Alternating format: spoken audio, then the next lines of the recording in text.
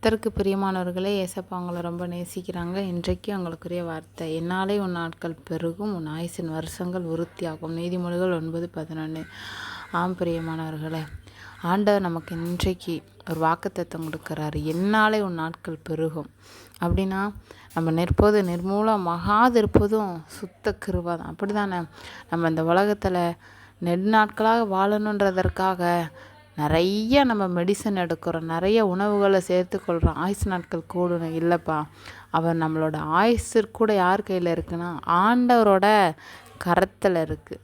So ஒவ்வொரு நாளும் நம்ம என்ன பண்ணணும்னா, ஏசப்பா இந்த அற்பமான ஜீவனும் உங்கள் பார்வைக்கு அருமையாக இருந்ததை நன்றி ஆண்டவரே, நமக்கு கொடுத்த அந்த ஜீவனுக்காக ஆண்டவருக்கு நன்றி செலுத்தும் போது ஆண்டவர் என்ன பண்ணுவார்னா, நம்மளோட ஆயுசு நாட்களை பெருக பண்ணுவார். அவன் ஆயுசு வருஷங்கள் விருத்தியாகும்.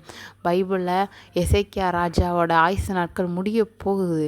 அப்போது ஆண்டவர் சொல்லுவார், உன்னோட வீட்டுக்காரியத்தை ஒழுங்குபடுத்தி நீ இன்றைக்கு மரித்து போவான்னு சொன்னேன்னு அவர் சுவர்புறமாக திரும்பி அழுவார். ஆண்டவரே, நான் இப்போ மறிக்க விரும்பலை, என்னோட ஆயுசு நாட்களை கூட்டித்தாங்க அப்படின்னு. அந்த கண்ணீர் ஜெபத்தை கேட்டோன்னு ஆண்டவர் என்ன பண்ணிடுவார்னா 15 வருடத்தை கூட்டி கொடுத்துறாரு. ஸோ நம்மளோட வாழ்க்கை, நம்மளோட எதிர்காலம், நம்மளோட ஆயுஸ் எல்லாமே யாரோட கரத்தில் இருக்குதுன்னா கர்த்தருடைய கரத்தில் இருக்குது. அதை உணர்ந்து ஒவ்வொரு நாளும் நமக்கு கொடுத்த ஜீவனுக்காக ஆண்டவருக்கு நன்றி செலுத்துங்க. நிச்சயமாக ஆண்டவர் உங்களோடு இருப்பார். God bless you. ஆமென்.